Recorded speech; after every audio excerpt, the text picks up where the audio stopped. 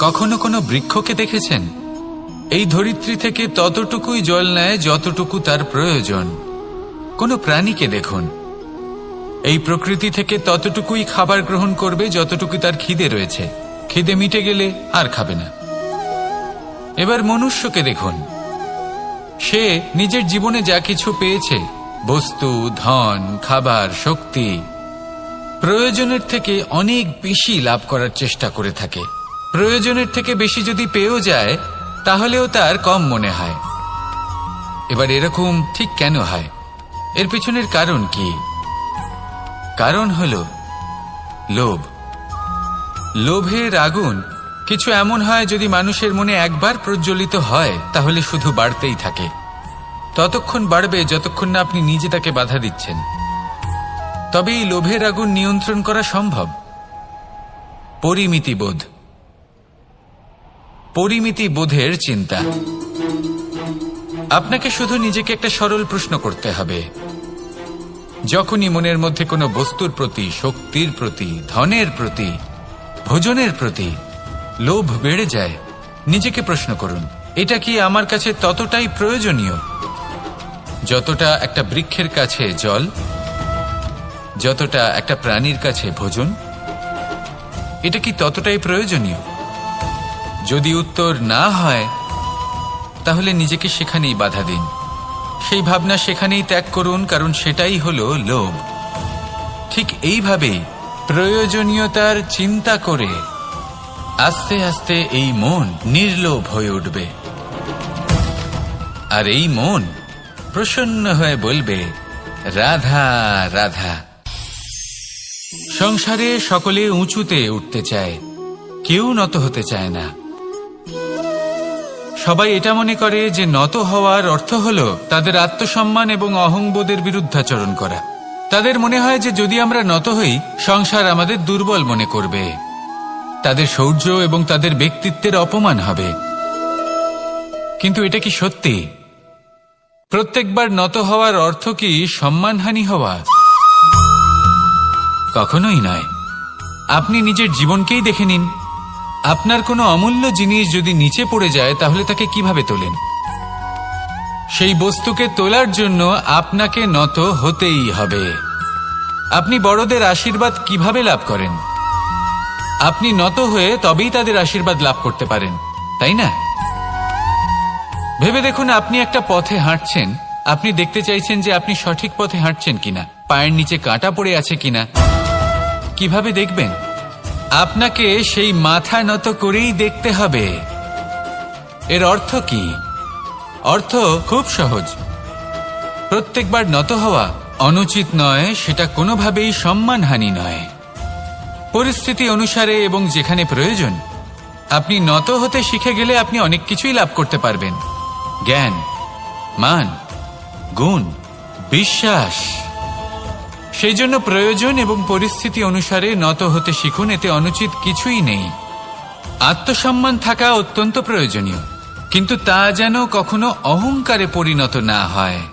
এই বিষয়ে অবশ্যই নজর রাখবেন এবং আমার সাথে ভালোবেসে বলবেন, রাধা রাধা। মানুষের জীবন দেখলে এতে সংকটও আসবে, বিপদও আসবে, অনেক সমস্যাও আসবে। কখনো কখনো এমন সময় আসবে যখন আমাদের আপনজনের থেকে সাহায্য চাইতে হয়। আমরা সাহায্য চাই আর তারা সাহায্য করেও দেন, আমাদের সংকট থেকে মুক্তও করে দেন। কিন্তু যখন এই সময় বদলে যায়, যখন সুখের সময় আমাদের জীবনে আসে, তখন আমাদের মনে একটা অহংবোধ জেগে ওঠে। মনে হয় উপকার আবার কি? সেই ব্যক্তি সাহায্য করেছিলেন তাতে কি?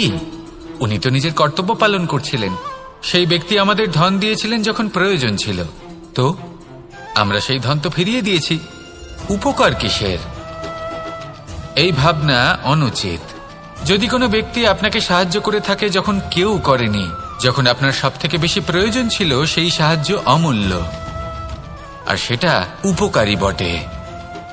যদি কেউ উপকার করেন তাহলে বিনম্র চিত্তে ভালোবেসে আজীবন তার উপকারের প্রতি কৃতজ্ঞ থাকুন। কারণ সত্যি কথা বলতে এই সংসারে উপকার করার মতো ব্যক্তি খুব কম রয়েছেন। আর উপকারীর কথা মনে রাখেন এমন কৃতজ্ঞ ব্যক্তি আরো কম। সেই জন্য জীবনে কৃতজ্ঞ থাকুন আর আমার সাথে ভালোবেসে বলুন, রাধা রাধা। জ্ঞান এবং অহংকার, এই দুইয়ের মধ্যে সম্পর্ক কোথায়? সম্পর্ক ঠিক সেরকম যেরকম হাত এবং কাকনের, যেমন চোখ এবং দৃষ্টির সম্পর্ক। এবার আপনি বলবেন, আমি কি বলছি?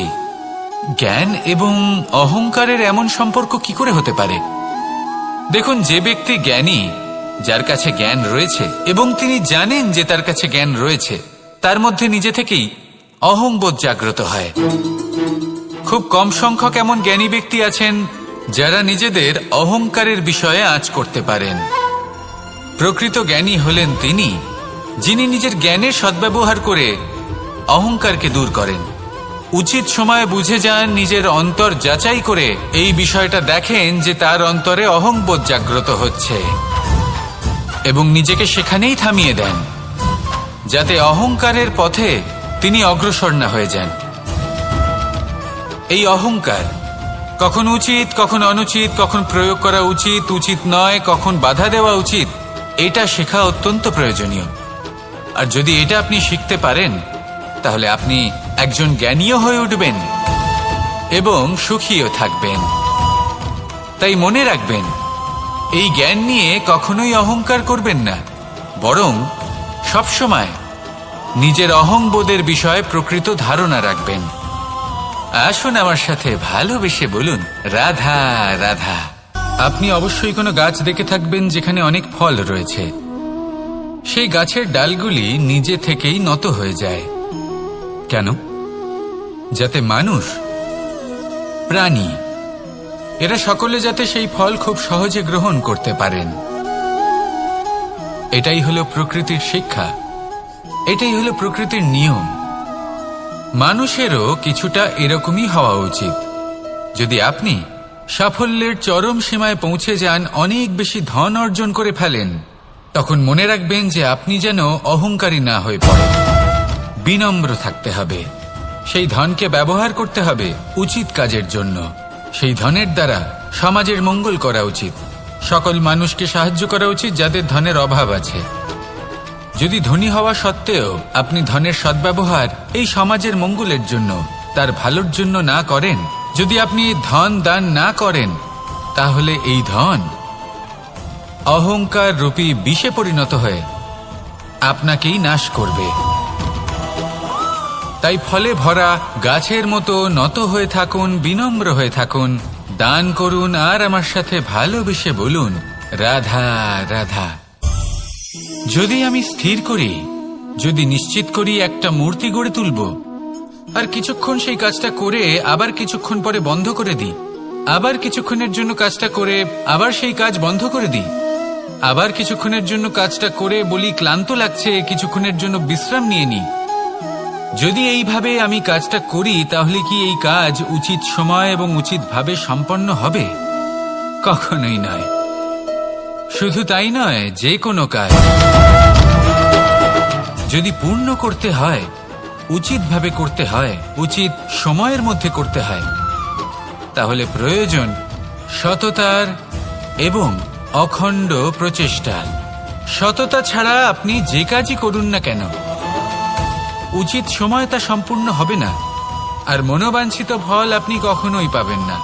তাই যে কাজই আরম্ভ করুন না কেন, সততার সাথে এবং অখণ্ড প্রচেষ্টার সাথে করুন। তখনই কর্ম এবং তখনই এই জীবন সফল হবে এবং এই মন প্রসন্ন হয়ে বলবে, রাধা রাধা। বিন্দু বিন্দু জলেই সাগর নির্মাণ হয়। এবার এই কথা আমরা সকলে জানি। আপনি কি এই কথাটা জানেন যে ছোট ছোট সুখের দ্বারাই বড় সুখ লাভ করা যায়? একজন বাবাকে দেখুন, সন্তানের জন্ম থেকে তার যুবক হওয়া পর্যন্ত তার সাথে ছোট ছোট সুখ যাপন করেন।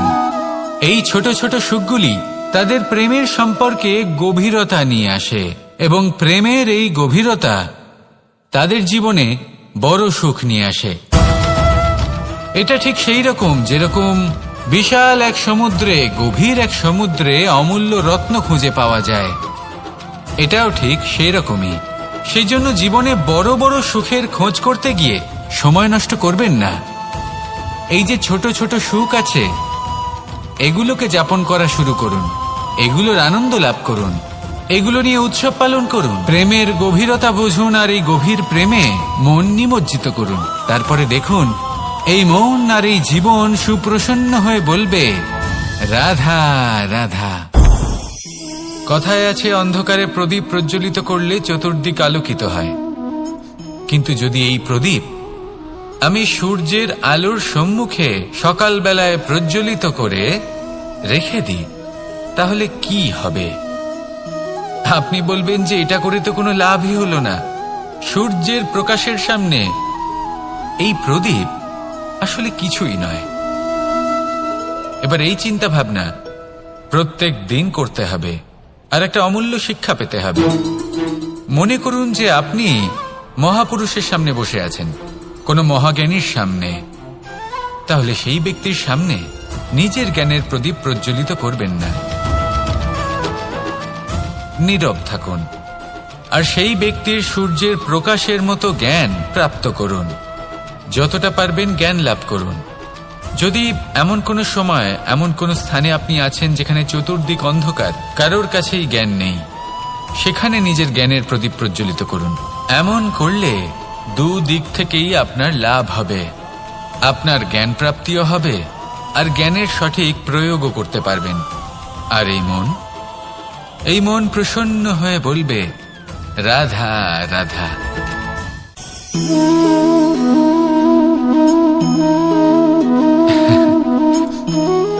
ঘুমের মধ্যে আমরা বিভিন্ন ধরনের স্বপ্ন দেখি, কিছু সুখের, কিছু দুঃখের, কিছু অত্যন্ত ভয়ানক।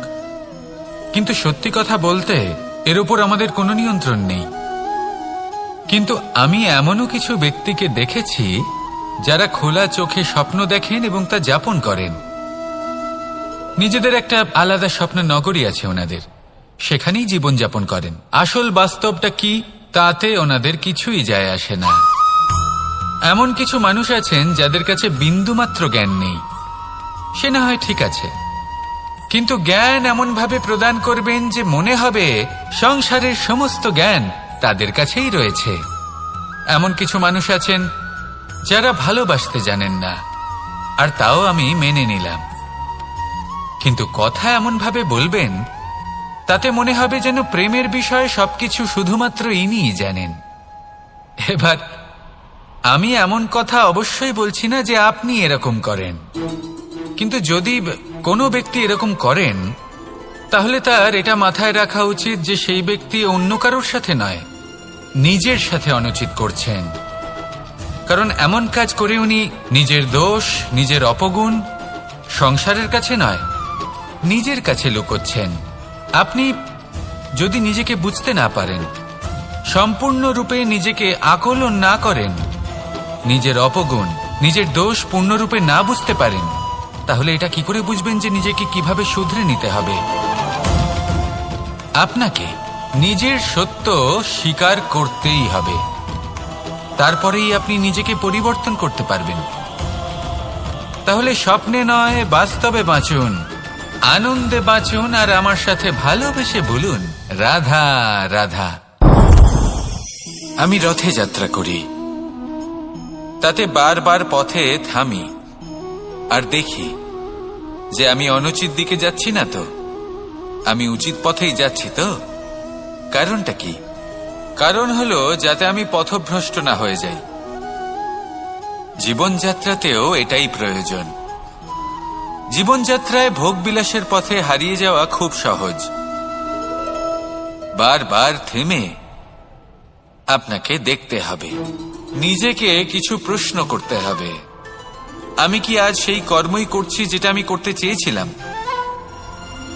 আমি কি আজ সেই জীবন যাপন করছি যেমন আমি যাপন করতে চেয়েছিলাম? যদি এই প্রশ্নগুলোর উত্তর হ্যাঁ হয় তাহলে এগোতে থাকুন, নয়তো থেমে যান এবং বিচরণ করুন। মনে রাখবেন, এই সংসার অত্যন্ত জটিল আর এতে হারিয়ে যাওয়া অত্যন্ত সরল। সেই জন্য নিজে থেকে বারবার থামা এবং জীবন চিন্তন করা অত্যন্ত আবশ্যক। তাহলে সেটাই করুন আর আমার সাথে ভালোবেসে বলুন, রাধা রাধা। এই সংসারে জয়লাভ করার জন্য, সাফল্য লাভের জন্য শক্তি, ধৈর্য, সাহস, মিত্রদের সঙ্গ, এই সব ছাড়া আর কি আছে যা অত্যন্ত প্রয়োজনীয়? বিশ্বাস। সত্যি কথা বলতে এই বিশ্বাস অত্যন্ত অমূল্য, কিন্তু এটা দুদিক খোলা তলোয়ারের মতো। এটা আপনাকে বলশালীও করে তুলতে পারে, শক্তিশালীও করে তুলতে পারে, আবার দুর্বলও করে তুলতে পারে। কিভাবে?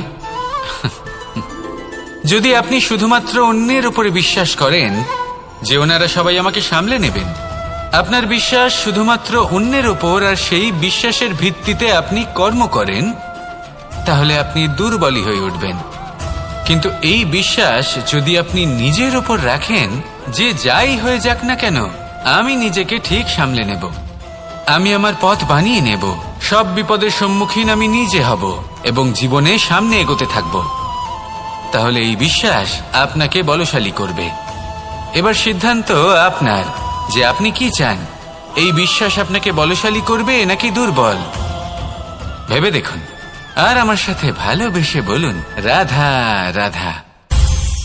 এই সংসারে সব থেকে বেশি কঠোর এবং বলশালী ধাতু হল লৌহ, অর্থাৎ লোহা। হয়তো সেই জন্যই সকল অস্ত্র, সকল শস্ত্র, সকল বাহন যখনই এদের নির্মাণ হয় তখন সব থেকে বেশি ব্যবহার এই লোহাকে করা হয়। এবার এই লোহার একটা বিশেষ গুণ রয়েছে, সেটা এটাই যে লোহাকে আপনি অন্য কোনো ধাতু দিয়ে কাটতে পারবেন না। লোহা দ্বারাই লোহাকে কাটা সম্ভব। এবার এটা কিভাবে সম্ভব? যে লোহাকে কাটতে হবে তাকে গরম করা হয়, যে লোহা দ্বারা কাটতে হবে সেটাকে ঠান্ডা রাখতে হয়, অর্থাৎ ঠান্ডা লোহা দ্বারা গরম লোহা কাটা হয়। এবার এই যুক্তি, তার প্রয়োগ আমাদের জীবনেও করা যেতে পারে। যদি আপনার কাছে শক্তি থাকে, যদি আপনি বুদ্ধিমান হন, আর যদি আপনার মন স্থির হয়, শান্ত হয়, তাহলে এই সংসারকে আপনি বদলাতে পারবেন। কিন্তু যদি আপনি শক্তিশালী হন, বুদ্ধিমান হন, কিন্তু আপনার মন অস্থির হয়, আপনার মন স্থির না থাকে, কথায় কথায় আপনি রেগে যান, তাহলে আপনি কখনোই সংসার বদলাতে পারবেন না। যদি পরিস্থিতিকে নিজের মতো গড়ে নিতে হয়, তাহলে ধৈর্য, সংযম এবং স্থিরতার শীতলতাকে আপন করে নিতে হবে। আসুন আমার সাথে ভালোবেসে বলুন, রাধা রাধা। সঙ্গীত হলো আমার অত্যন্ত প্রিয়। আমার বাঁশির সুর আমার মনের শান্তি এবং ভালোবাসার প্রতীক। সেই জন্য যে ব্যক্তি আমার বাঁশির সুর শোনেন, তিনিও সেই শান্তি এবং ভালোবাসা অনুভব করতে পারেন। শুধু এটাই তো শিখতে হবে। আমরা জীবনে যখনই কোনো কর্ম করি, তখন মনের মধ্যে ইতিবাচক বোধ থাকা উচিত, মনে ভালোবাসা থাকা উচিত। এটা হলো অত্যন্ত গুরুত্বপূর্ণ।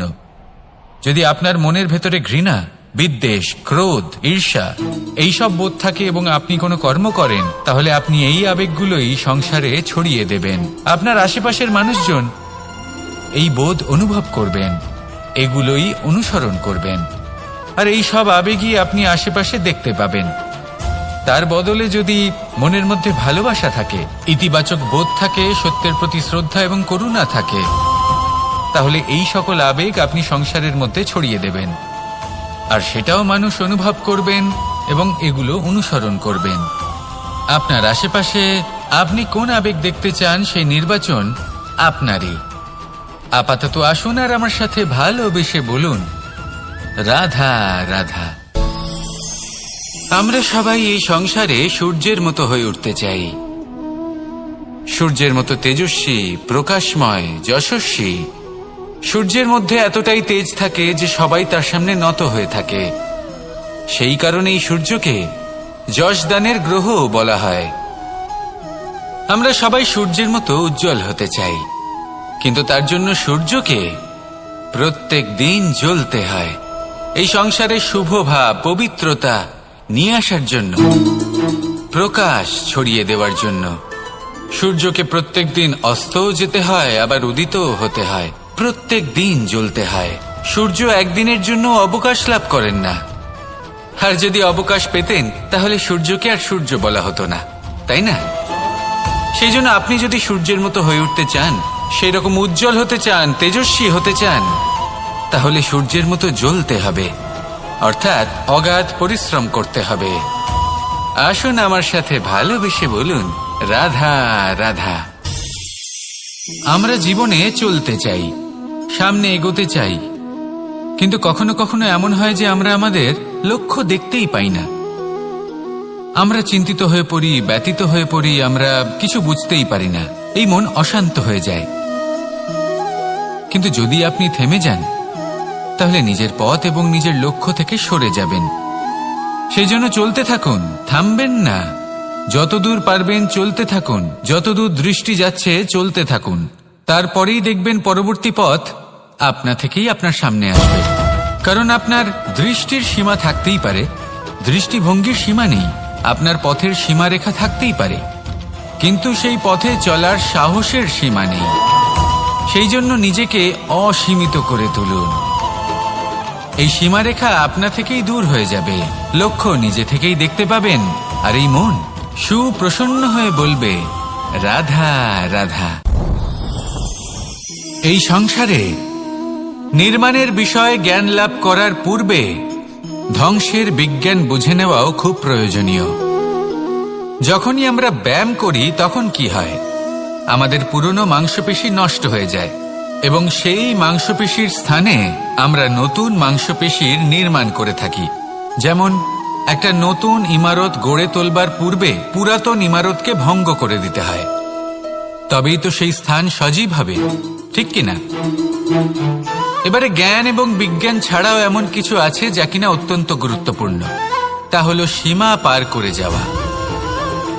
এই যে সীমা, এই যে নিয়ম, তা মানুষের জন্যই বানানো, তাকে নিয়ন্ত্রণ করার জন্য তৈরি করা হয়েছে। এমন অনেক সীমা, এমন অনেক নিয়ম মানুষের জন্য অত্যন্ত মঙ্গলকারী। কিন্তু কিছু এমন সীমা আছে, কিছু এমন নিয়ম আছে যা মানুষের লঙ্ঘন করে যাওয়া অতি আবশ্যক। যতক্ষণ না এই সীমা লঙ্ঘন করছেন, নিজের নতুন অস্তিত্বকে খুঁজেই পাবেন না, সেই স্থানে পৌঁছতেই পারবেন না যেখানে সংসার তাকে চিরস্মরণীয় করে রাখবে। সেই জন্য জীবনে যাই করবেন, সীমা অতিক্রম করে যান। যদি পরিশ্রম করেন তাহলে সীমা অতিক্রম করে পরিশ্রম করুন। যদি লক্ষ্যের দিকে অগ্রসর হন তাহলে সীমা অতিক্রম করে অগ্রসর হন। কোনো সীমারেখা যাতে না থাকে, সেই সর্বোচ্চ স্থান দেখুন এবং অগ্রসর হন। এই সংসারে অগ্রসর হওয়ার জন্য এই সীমারেখা বুঝে নেওয়া এবং তা অতিক্রম করার জ্ঞান লাভ করা প্রয়োজনীয়। আসুন আমার সাথে ভালোবেসে বলুন, রাধা রাধা। এই সংসারে যখন সাফল্যের পথে আপনি অগ্রসর হবেন, তখন আপনার পরিশ্রম, একাগ্রতা, সাহসের সাথে সাথে সমাজের মানসিকতাও সহ্য করতে হবে। প্রত্যেক ব্যক্তি কিছু না কিছু ভাবেন, কিছু না কিছু বলেন।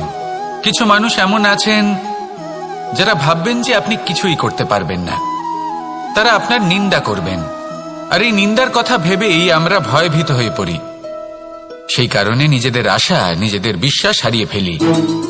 এবার যদি সেই নিন্দার ভয়ে আমরা লক্ষ্যচ্যুত হই, তাহলে সেটা অনুচিত। সেই জন্য জীবনে শুধু পরিশ্রম সবাইকে দেবে। আসুন আমার সাথে ভালোবেসে বলুন, রাধা রাধা। আমি রাধাকে ভালোবাসি, আর এই কথাটা সমগ্র সংসার জানে। আর সময় অন্তরে লীলার দ্বারা, বিভিন্ন ঘটনা দ্বারা, কর্মের দ্বারা আমি নিজের এই ভালোবাসা রাধার সামনে প্রকাশ করি। এবার আপনি বলবেন, এসবের কি প্রয়োজন? রাধা কি এই কথা জানে না যে কৃষ্ণ তাকে কতটা ভালোবাসে? অবশ্যই জানে, কিন্তু এই যে ভালোবাসা, তা মনে রেখে দেওয়ার জন্য নয়, তা প্রকাশ করার জন্য। আর বারংবার এই ভালোবাসাকে প্রকাশ করা উচিত, উচিত সময় এবং উচিত সুযোগ দেখে। কিরকম? এবার যদি আপনি প্রেমীর সাথে কোনো উৎসবে থাকেন, তাহলে তার সাথে নৃত্য সঙ্গীত করুন। যদি ভিড়ের মাঝে থাকেন, তখন প্রেমীকে সম্মান করুন, একান্তে প্রসাধন করুন। দুঃখের সময় তার হাত ধরে থাকুন, সুখের সময় আলিঙ্গন করে রাখুন। এই প্রেম যত প্রকাশ করবেন, ততই এই প্রেমের বৃদ্ধি হবে। এই প্রেম আরো বেশি গভীর হবে। অটুট হবে। তাই এই প্রেমকে মনে নয়, আপনার জীবনে স্থান দিন। মন খুলে প্রকাশ করুন আর আমার সাথে ভালোবেসে বলুন, রাধা রাধা। এবার ধরুন আমাকে দ্বারকা থেকে হস্তিনাপুর যেতে হবে, আর পথে আমি প্রত্যেকটা এমন স্থানে দাঁড়াচ্ছি যেখানে আমার মন আপ্লুত করার মতো কোনো দৃশ্য দেখতে পাচ্ছি, বা কোনো ব্যক্তিকে দেখতে পাচ্ছি, বা কোনো প্রসঙ্গ দেখতে পাচ্ছি, বা কোনো নাটক দেখতে পাচ্ছি। তাহলে কি আমি কখনো হস্তিনাপুরে উচিত সময়ে পৌঁছতে পারবো?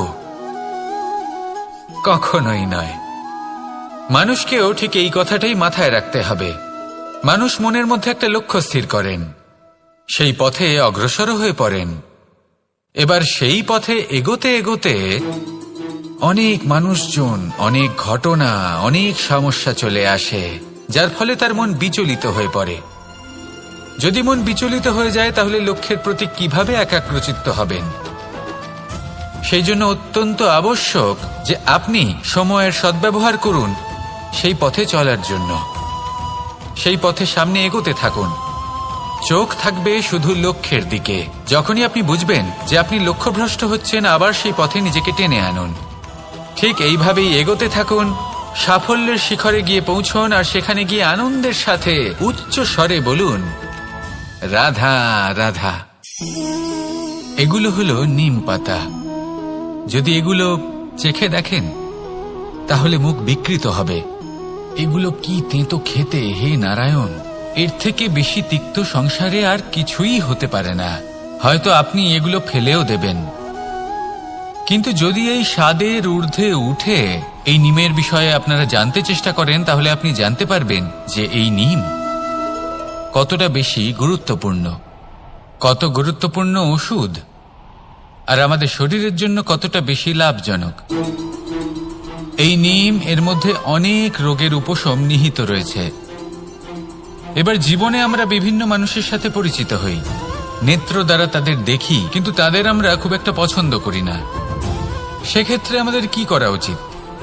অন্তর মন দিয়ে তাদের দেখা উচিত। ওনাদের রূপ রং নয়, ওনাদের ব্যবহার, ওনাদের গুণাবলী দেখা উচিত। কারণ হতে পারে ঠিক যেমন নিম পাতা বাস্তবে খুব তেঁতো কিন্তু আমাদের শরীরের পক্ষে লাভজনক, সেইভাবেই এইসব মানুষ যাদের দেখলে আমাদের ভালো লাগে না, যাদের রূপ রং আমাদের পছন্দ হয় না, হয়তো সেই মানুষগুলোই আমাদের জীবনকে পূর্ণরূপে পাল্টে দিতে পারেন। হতে পারে তাদের মধ্যে এমন ক্ষমতা রয়েছে, আমাদের সুখ, শান্তি, প্রেরণা প্রদান করতে পারেন, আমাদের দুঃখ হরণ করতে পারেন, আমাদের পথ দেখাতে পারেন। সেই জন্য যখনই কোনো ব্যক্তিকে দেখবেন, চর্মচক্ষু নয়, অন্তর্মন দিয়ে দেখবেন, রূপ রং নয়, গুণাবলী দেখবেন। মানুষকে আরো ভালোভাবে বুঝতে পারবেন, আর এই মন প্রসন্ন হয়ে বলবে, রাধা রাধা। এই সংসারের সব থেকে বড় সুখ কি? কেউ বলবেন নিজের লক্ষ্য প্রাপ্ত করা, কেউ বলবেন ধন উপার্জন করা, কেউ বলবেন নিদ্রাই সব থেকে বড় সুখ, কেউ বলবেন রাজ্য লাভ করা, আবার কেউ বলবেন মাতার হাত থেকে খাবার খাওয়া, আদি ইত্যাদি। কিন্তু যদি সত্যি কথা বলি, এই সংসারের সব থেকে বড় সুখ হল সেবা করা। কখনো কাউকে সেবা করে দেখুন। এই সেবা দ্বারা অন্য কোনো মানুষের আশীর্বাদ লাভ করাতেই সুখ রয়েছে। আপনার সেবা ভাব দ্বারা যখন কোনো মানুষ নিজের অন্তরাত্মা থেকে আপনাকে আশীর্বাদ করে, তার থেকে বড় সুখ আর কিছুই নেই। কারণ প্রত্যেক মানুষের মধ্যে ঈশ্বর বাস করেন। নরের সেবাই হল নারায়ণের সেবা। নিষ্কাম সেবা করাই হল সব থেকে বড় সুখ। তাই নিজের অন্তরে সেবার এই ভাব জাগ্রত করুন। যে সুখের কথা আমি বলছি, সেই সুখ অনুভব করেই দেখুন। এই মন সুপ্রসন্ন হয়ে বলবে, রাধা রাধা। বাহ! পুষ্পের সুবাস আমার খুব ভালো লাগে। অত্যন্ত সুন্দর হয় এই পুষ্প। এইভাবে চারিদিকে পুষ্প দেখে মন আনন্দিত হয়ে ওঠে। এবার আপনারা ভেবে দেখুন, আমার চারিদিকে পুষ্প নয়, আগুন আছে। তাহলে কি হবে? আমার শরীর কি জ্বলে যাবে না? অবশ্যই জ্বলবে। শরীরকে কি আগুনের তাপ সহ্য করতে হবে না? অবশ্যই সহ্য করতে হবে। এটাই হলো প্রকৃতির নিয়ম।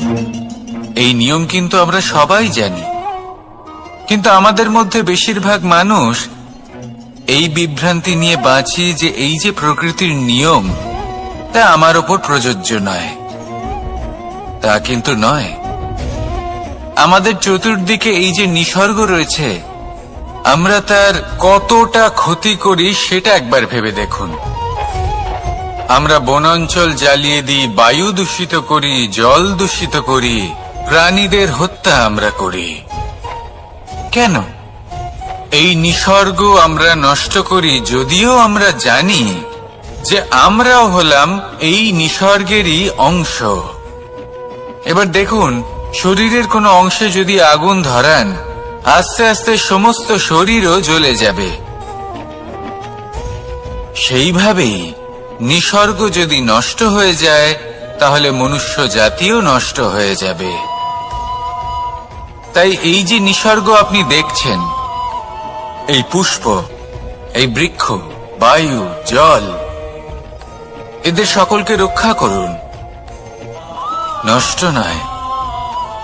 মনে রাখবেন, যদি নিসর্গ থাকে মানুষ থাকবে, যদি নিসর্গ থাকে তাহলেই জীবন থাকবে। আসুন আমার সাথে ভালোবেসে বলুন, রাধা রাধা। এই সংসারে সবাই বলেন আমি অর্জুনের মতো হয়ে উঠতে চাই। সবাই চায় যে তারাও যেন অর্জুনের মতো গান্ডীব লাভ করে। তারাও চায় যে তাদেরকেও মহাদেব এসে পশুপতি অস্ত্র দান করবেন। তারাও এটাই চায় মহাভারতের মতো মহাসংগ্রামে বিজয়ী হতে। কিন্তু সবাই ভুলে যান যে অর্জুন যা হতে পেরেছিলেন সবকিছুই অর্জন করেছিলেন। যদি আপনিও অর্জুনের মতো গান্ডীব লাভ করতে চান, তবে আপনাকেও তার মতোই শ্রেষ্ঠ কাঠ নির্বাচন করতে হবে। সেই কর্ম আপনাকেই করতে হবে। তার প্রত্যঞ্চা যাতে তীব্র হয়, তার জন্য আপনাকে সর্বশ্রেষ্ঠ দড়ি খুঁজে বের করতে হবে। আপনার বাণ যাতে ঘাতক হয়, সেই জন্য আপনাকে নতুন নতুন ধাতু খুঁজে বের করতে হবে। সেই শিক্ষা আপনাকে লাভ করতে হবে, তবেই আপনার ইচ্ছে পূর্ণ হবে। অর্জুন হওয়া বড়ই সরল, যদি আপনি কিভাবে অর্জন করতে হয় তা জানেন। শুধুমাত্র স্বপ্ন দেখেন যারা, তারা কখনোই অর্জন করতে পারবেন না। কিন্তু যদি কেউ অজ্ঞাতবাস ভোগ করতে পারে, যদি কেউ লাক্ষাগৃহ থেকে পালিয়ে বাঁচতে পারে, যদি কেউ কঠোর তপস্যা করতে পারে, প্রতীক্ষা করতে পারে এবং পরিশ্রম করতে পারে, তাহলে সে অর্জুন অবশ্যই হয়ে উঠবে। যদি আপনি অর্জুন হয়ে উঠতে চান, তাহলে কর্ম করতে শিখুন আর আমার সাথে ভালোবেসে বলুন, রাধা রাধা। জীবন থাকলে লক্ষ্য অবশ্যই থাকবে। যদি লক্ষ্য থাকে, তার পথ অবশ্যই থাকবে। যদি পথ থাকে, তাহলে বাধা অবশ্যই থাকবে।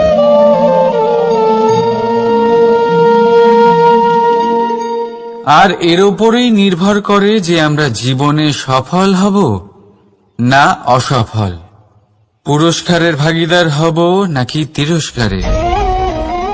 মনে করুন, আপনাকে একটা কাজ করতে হবে, আপনাকে পর্বত আরোহণ করতে হবে, আর সেই পথের ঢাল আপনাকে একাধিকবার ফেলে দেবে।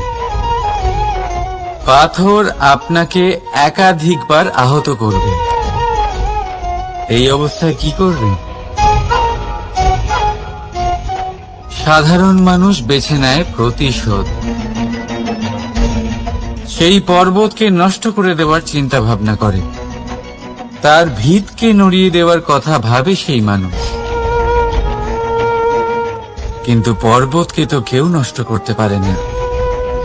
তাই অসফল হওয়ার সাথে সাথে কুখ্যাতিরও ভাগীদার হয়ে যায় সে।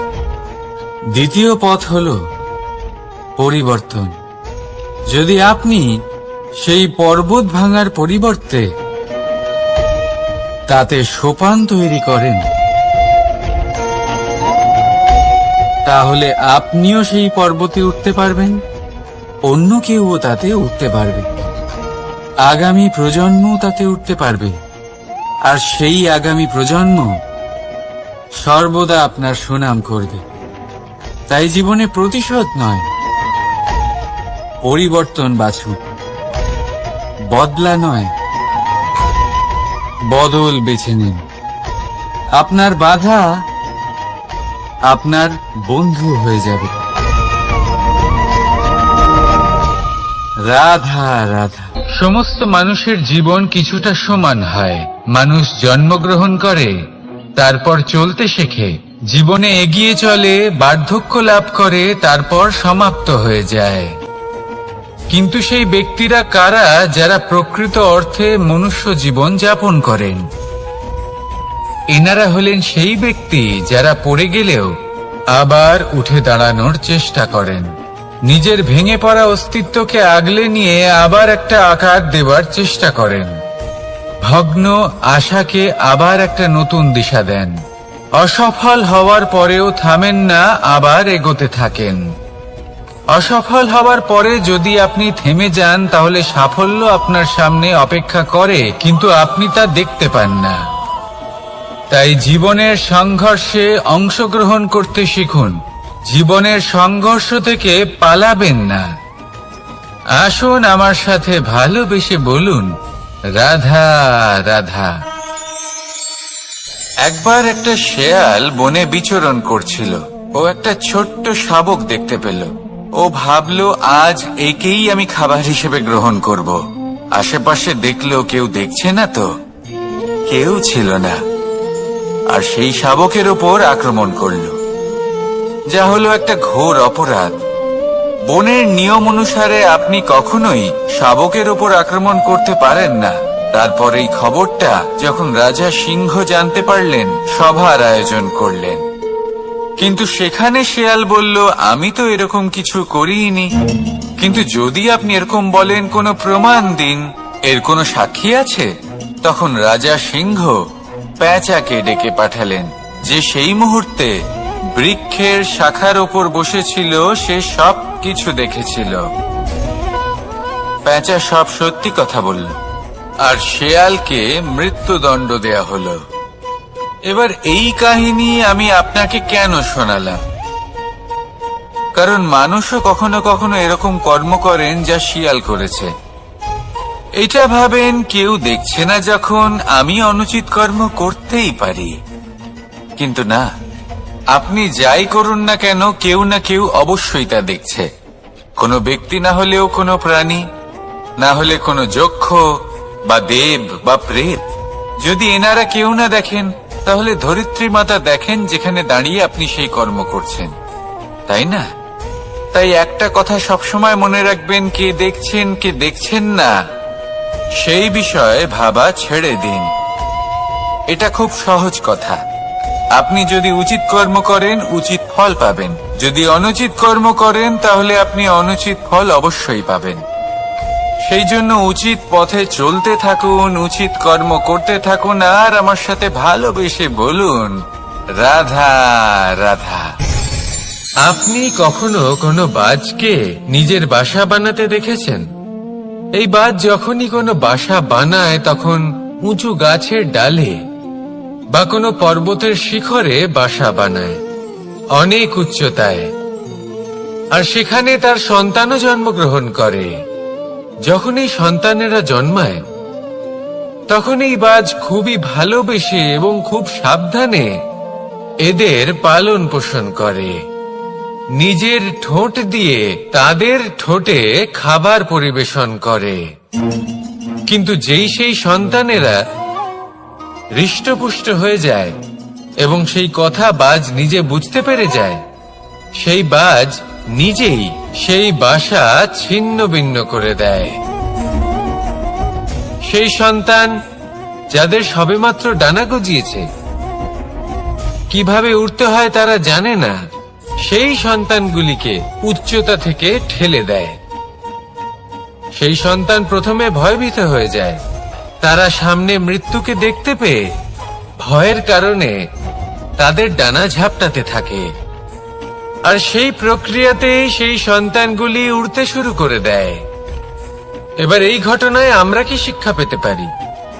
এটাই, যদি আপনি মাতা পিতা হন তাহলে নিজের সন্তানকে অবশ্যই স্নেহ করুন, কিন্তু তাদেরকে নিজের আঁচলের তলায় বেঁধে রাখবেন না। যদি আপনি চান আপনার সন্তান জীবনে উন্নতি করুক, তাহলে নিজের মুঠো থেকে তাদের স্বতন্ত্র করে দিন। এই সংসারে সংঘর্ষ করতে দিন। সেই সন্তান নিজেই বুঝতে পারবে যে জন্মের সময় পাওয়া ডানা কি করে ব্যবহার করতে হয়। আর আপনার চোখের সামনে আপনার সন্তান এই আকাশে উড়তে থাকবে। তাহলে আসুন আমার সাথে ভালোবেসে বলুন, রাধা রাধা। সংসারে সবচেয়ে পবিত্র মানা হয় গঙ্গা জলকে। কখনো ভেবে দেখেছেন কেন? কারণ গঙ্গা জলের আবির্ভাব অত্যন্ত শুদ্ধ হয়, তার জন্ম শুদ্ধ হয়, যেখান থেকে তার শুরু সেটাই শুদ্ধ হয়। আর শুরুটা শুদ্ধ হওয়া অত্যন্ত আবশ্যক। আমাদের জীবনে সবই শুরু হয় আমাদের ভাবনা থেকে। নিজের ভাবনাকে শুদ্ধ রাখুন, কারণ এই ভাবনা থেকেই আবির্ভাব হয় শব্দের। আপনার শব্দ শুদ্ধ রাখুন, কারণ এই শব্দ দ্বারাই আপনার কাজ সম্পন্ন হয়। আপনার কাজ শুদ্ধ রাখুন, কারণ এই কাজ দ্বারাই তৈরি হবে আপনার স্বভাব। স্বভাব থেকেই তৈরি হয় আপনার অভ্যাস, আর অভ্যাস থেকে তৈরি হয় আপনার চরিত্র। আর এই চরিত্র সংসারের সমক্ষে এক আদর্শ হয়ে ওঠে। তাই ভাবনা থেকে আদর্শের এই যাত্রা শুভ তখনই হয়ে ওঠে যখন আপনার ভাবনা শুদ্ধ হয়। এই সংসারে, এই জীবনে নিজের ভাবনা শুভ রাখলে, শুদ্ধ করলে আপনার মন সুপ্রসন্ন হয়ে বলবে, রাধা রাধা। মানুষ জন্মগ্রহণ করে, তার সাথে ভয়েরও জন্ম হয়। ছোটবেলা থেকেই আমাদের মনে কোনো না কোনো প্রকারের ভয় থেকেই যায়। কেউ এই বিষয়ে ভয় পায় যে তার কোনো বস্তু তার থেকে দূরে চলে যাবে। কেউ এই বিষয়ে ভয় পায় যে আমি নিজেকে হারিয়ে ফেলব। কেউ এই ভেবে ভয় পায় যে আমার প্রিয়জনেরা তারা যেন আমার থেকে দূরে না চলে যায়। কেউ এই ভেবে ভয় পায় যে আমরা যেন পথ না হারিয়ে ফেলি, আদি ইত্যাদি। কিন্তু সত্যি কথা বলতে, ভেবে দেখুন এই ভয় বাস্তবে কি? শুধুই একটা মনস্থিতি, আর কিছুই নয়। যা কিছু আপনি জীবনে পেয়েছেন তা একদিন আপনাকে হারাতে হবে। এই জীবন হলো আপনারই, কিন্তু তাও একদিন সমাপ্ত হবে। তাই ভয় পেয়ে কি লাভ? এই ভয় শুধু আপনাকে জীবন যাপন করা থেকে বাধা দিচ্ছে, আর কিচ্ছু নয়। পথ হারিয়ে ফেললেই বুঝতে পারবেন যে নতুন পথ কিভাবে বানাতে হয়। কিছু মানুষকে জীবন থেকে হারালে তবেই আপনি বুঝবেন যে আপনার আপনজনকে। এই ভয়ের কারণে ভীত হয়ে থাকবেন না। এই তারা নক্ষত্র অন্ধকারের অভাবে গুরুত্ব হারায়। শিবকেও মহাদেব হবার জন্য বিষপান করতে হয়েছিল। প্রত্যেক পরিস্থিতি, প্রত্যেক সাফল্য আপনার পরীক্ষা নেবে। তাতে উত্তীর্ণ হওয়া হলো আপনার কর্ম। যখনই আপনি ভয় পাবেন বা সংকটের সম্মুখীন হবেন, তখন সাহসের সাথে তার সম্মুখীন হন। মনে রাখবেন, যে সম্মুখীন হতে জানে, সাফল্য তার সাথে সবসময় থাকে। আসুন আর আমার সাথে ভালোবেসে বলুন, রাধা রাধা। আমাদের হাতটা দেখুন, এই হাতে 5টা আঙুল আছে যা ভিন্ন ভিন্ন ধরনের, একরকম কেন নয়? কারণ হলো প্রত্যেকের নিজের নিজের গুরুত্ব আছে, নিজের নিজের মাহাত্ম্য আছে। এরা ভিন্ন, তাই একত্রিত হয়ে মুষ্টিবদ্ধ করা সম্ভব, যার দ্বারা আমরা আত্মরক্ষাও করতে পারি, আবার আক্রমণও করতে পারি। যদি 5টি আঙুল সমান হতো তাহলে মুষ্টিবদ্ধ হতে পারত না, নিজেদের মধ্যে বিভ্রান্তির সৃষ্টি করত। এবার এরকমই কিছু আমাদের সংসারেও হয়। আমাদের দেশ, যেখানে একটি ভূমির ওপর ভিন্ন ভিন্ন ধর্মের মানুষ বাস করেন, ভিন্ন ভিন্ন জাতি, ভিন্ন ধর্ম, ভিন্ন ভাষা। কিন্তু যদি আমরা এটা ভাবি যে কিভাবে এই দেশকে কল্যাণের পথে নিয়ে যাওয়া যায়, কিভাবে এর বিকাশ করা সম্ভব, তাহলে আমাদের একত্রিত হওয়া শিখতে হবে। যেইভাবে 5টা আঙুল একত্রিত হয়, মুষ্টিবদ্ধ হয়, সেইভাবেই আপনার যে ভাষাই হোক, যে ধর্মই হোক, যে জাতি হোক না কেন, ঠিক আছে, আবশ্যক হলো আপনার নিজের কর্মভূমির সাথে, আপনার ধরিত্রীর সাথে যুক্ত থাকা, সাথে থাকা। তবেই দেশের উন্নয়ন সম্ভব, তবেই এই দেশ স্বতন্ত্র থাকবে, সফল হবে, আর এই মন প্রসন্ন হয়ে বলবে রাধা রাধা। মাকড়সারা ভীষণ পরিশ্রম করে এটা তৈরি করে, নিজের শরীরের রস দিয়ে এই জাল বনে। আপনি কি এটার উদ্দেশ্য জানেন? আসলে মাকড়সা এই জালে ছোট কীটপতঙ্গ ধরে তাদেরকে খাদ্যরূপে গ্রহণ করে। কিন্তু আপনি কি এই কথা জানেন যে একদিন মাকড়সা নিজেই নিজের জালে জড়িয়ে মৃত্যুবরণ করে থাকে? বলুন, কি করেন আপনি এই জাল দেখতে পেলে? দেখতে পেলেই মুছে ফেলেন এর অস্তিত্ব, তাই না? তেমনি অন্যদিকে পাখির বাসা, পাখিরাও ভীষণ পরিশ্রম করে এটা তৈরি করে। কিন্তু যদি পাখি একদিন এটা ছেড়ে চলে যায়, তাহলেও লোকে এটা নষ্ট করে দেয় না। কারণটা কি? এর কারণ হলো এর নির্মাণ জীবন সঞ্চারের জন্য করা হয়েছিল, নষ্ট করার জন্য নয়। তাই মনে রাখবেন, জীবনে আপনার পরিশ্রম যতই বেশি হোক না কেন, যদি আপনার লক্ষ্য শুভ না হয়, তাহলে আপনারও বিনাশ নিশ্চিত। তাই সৃজন করতেই থাকুন, আর মুগ্ধ হয়ে বলুন রাধা রাধা।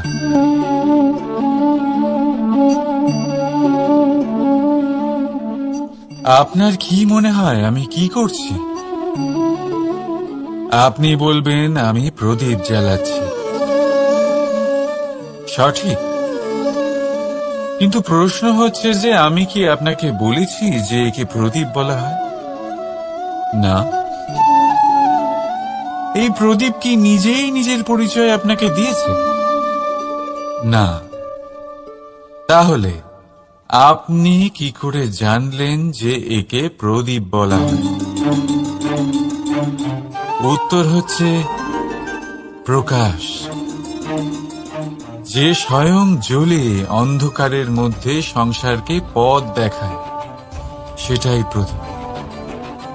যা নিরাশার মাঝে আশার আলো প্রদর্শন করে, সেটাই প্রদীপ।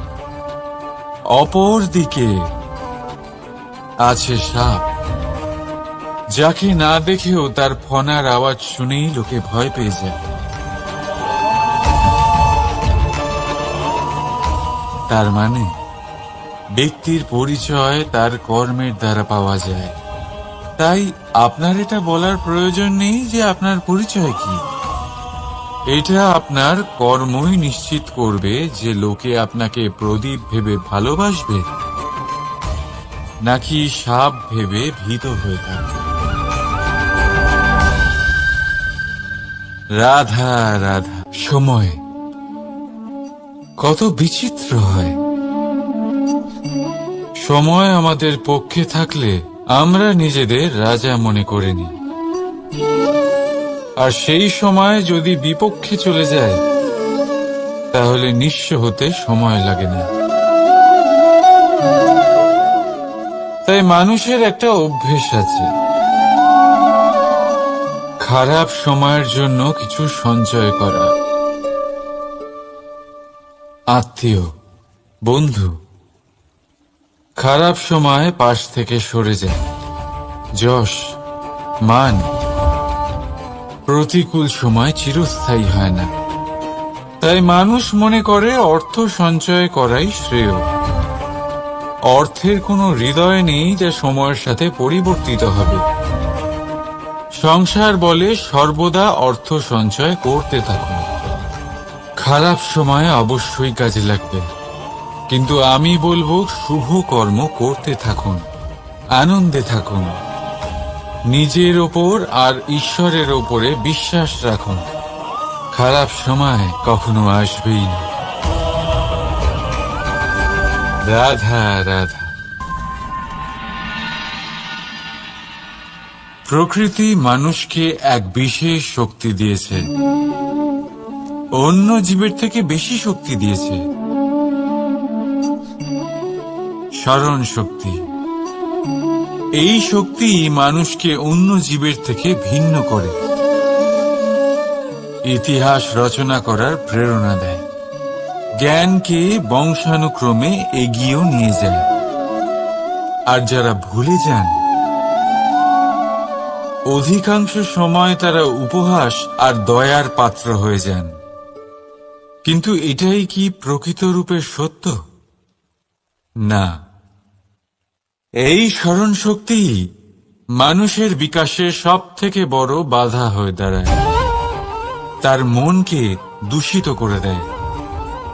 খারাপ অভিজ্ঞতা, কারোর করা বিশ্বাসঘাতকতা, কারোর কটাক্ষ বেশিরভাগ মানুষই ভুলতে পারেন না, আর তারপর প্রতিশোধ নিতে উদ্যত হন। প্রথমে সময় নষ্ট করেন প্রতিশোধের প্রস্তুতিতে, আর তারপর সময় নষ্ট করেন প্রতিশোধ নেওয়ার সুযোগ খুঁজতে। যদি সন্তুষ্টি পেতে চান, যদি জীবনে আনন্দ পেতে চান, তাহলে স্মরণ শক্তির সদ্ব্যবহার করুন। নিজের স্মরণ শক্তিকে চালনা করুন শুধুমাত্র ভালো কথা আর ভালো স্মৃতির দিকে। জীবনে আনন্দ পাবেন। রাধা রাধা। মানুষ নিজের পরিবারের জন্য কত কিছুই না করে, দিন রাত পরিশ্রম করতে থাকে যাতে তার পরিবারের প্রয়োজন পূরণের জন্য অর্থ রোজগার করতে পারে। কিন্তু শুধু অর্থ রোজগার করাটাই কি যথেষ্ট? আপনি বলবেন, হ্যাঁ নিশ্চয়ই, অর্থ দিয়ে সব কিছু পাওয়া যায়। বিদ্যা পাওয়া যায়, বাড়ি পাওয়া যায়, ওষুধ পাওয়া যায়, আর কত কিছুই না পাওয়া যায়।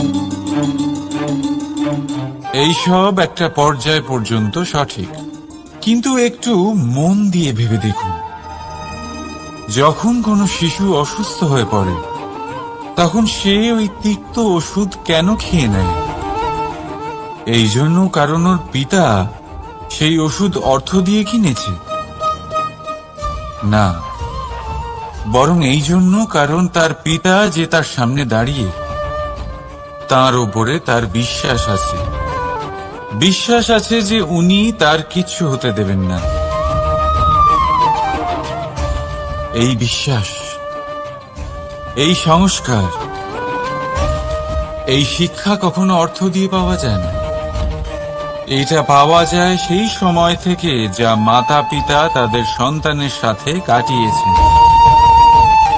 তাই জীবনে অর্থ অবশ্যই উপার্জন করুন, কিন্তু নিজের পরিবারকেও সময় দিন। আনন্দ পাবে। রাধা রাধা। বিরোধিতা এমন এক শব্দ যা শুনে আমরা সবাই ভয় পেতে থাকি। যদি কেউ আমাদের বিরোধিতা করে তা আমাদের সহ্য হয় না। আমরাও কারোর বিরোধিতা করে কোনো শত্রুতা করতে চাই না। এই ধরনের ভাবনা আমাদের মনে আসতেই থাকে। কিন্তু বিরোধিতা এই শব্দ আপনার শান্তির জন্য, আপনার সুখের জন্য কতটা গুরুত্বপূর্ণ তা আপনারা জানেন না। তাই যদি কাল এসে কেউ আপনার বিরোধিতা করে, তখন সবার আগে নিজেকে যাচাই করুন। আপনি কি ভুল করেছেন? আপনার দোষ কি? নিজের মধ্যে কি ত্রুটি আছে সেটা বোঝার চেষ্টা করুন। নিজেকে সংশোধন করার চেষ্টা করুন, তারপর দেখুন বিরোধিতার এই আগুন আপনাকে স্বর্ণ থেকে কুন্দন বানিয়ে তুলবে। বলা হয় এই সংসারে খারাপ বেড়েই চলেছে, কিন্তু তার কারণ এ নয় যে খারাপ মানুষ বেড়ে চলেছে। তার কারণ হলো যে ভালো মানুষ, যাদের ভালো চিন্তা, ভালো বিচারধারা আছে, তারা খারাপের বিরোধিতা করতে পারে না। যদি আপনার সম্মুখে কোনো খারাপ কর্ম হয়, তাহলে তার বিরোধিতা করতে সংকোচ করবেন না,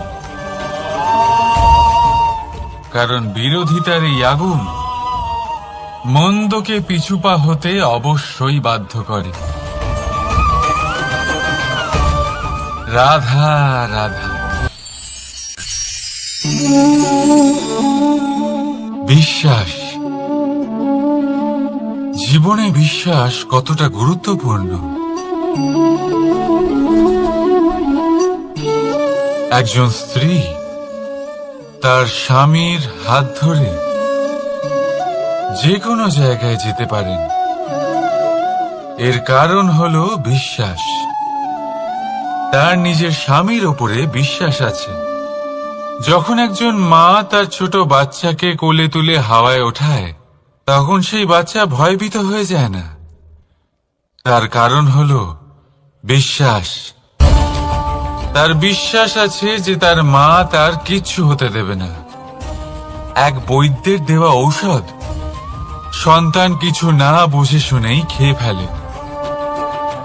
সেই বৈদ্যের জ্ঞানের বিষয়ে তার কোনো ধারণাই থাকে না, শুধু নিজের পিতার উপরে বিশ্বাস আছে যে তার পিতা তাকে খারাপ কিছুই দেবে না।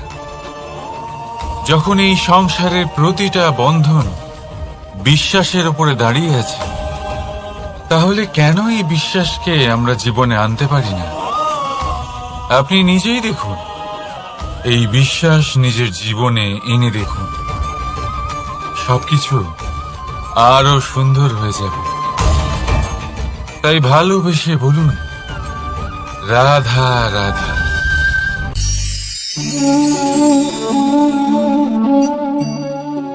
অহংকার, এই শব্দটা সবাই শুনেছেন। বহু মানুষকে আপনি এটা বলতে শুনেছেন যে ওই ব্যক্তির অহংকার আছে, ওই মানুষটির ক্ষমতার অহংকার আছে, ওই ব্যক্তির নিজের রূপ নিয়ে অহংকার আছে, ওই ব্যক্তির নিজের অর্থের অহংকার আছে, ইত্যাদি ইত্যাদি। কিন্তু এই অহংকার, এর অস্তিত্ব হয় কি করে? এবারে একবার এই হাতটা দেখুন। যদি এই হাতের 5 আঙ্গুল উঠে দাঁড়ায়, আশীর্বাদ। আর যদি এই হাতের 5টা আঙ্গুল একসাথে মুঠো হয়ে যায়, শক্তি, সংকটের বিরুদ্ধে ঢাল। কিন্তু এই একটা আঙুল সংকটের কারণ হয়ে দাঁড়াতে পারে। এই একটা আঙুল শত্রুকে আহ্বান জানায়। এবার অহংকার বলে এই শব্দটাই দেখেন। আমাদের থেকে আলাদা হয়ে গেলে হয় অহং।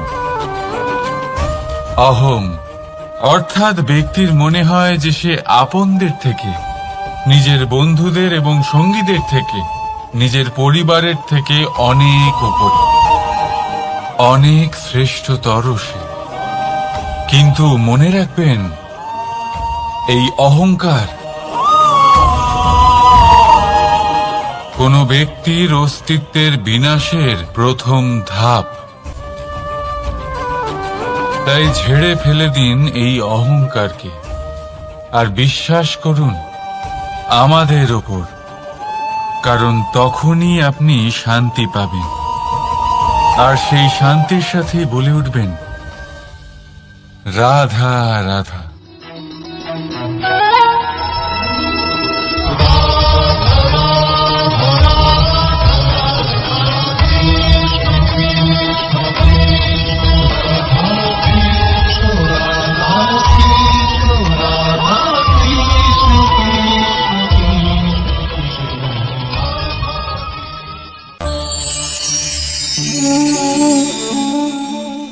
সাফল্য। যদি আপনাকে জীবনে সাফল্য পেতে হয়, তাহলে আপনি একাধিক মানুষ পাবেন যারা একাধিক উপায় বলবে আপনাকে সাফল্য পাওয়ার। দীর্ঘ সময় ধরে পরিশ্রম, চেষ্টা, নির্ধারণ, নিষ্ঠা এই বিষয়ে ভাষণ দিতে থাকবেন। একাধিক রকমের উদাহরণ আপনার সামনে তুলে ধরবেন। কিন্তু আমার এটা মনে হয়, আমরা কেন সেই বিষয়ে কথা বলি না যা মানুষকে অসফল করে তোলে? শুধু দুটো ব্যাপার অসফল হওয়া নিশ্চিত করে। শুধু দুই ধরনের মানুষ বেশিরভাগ অসফল হন।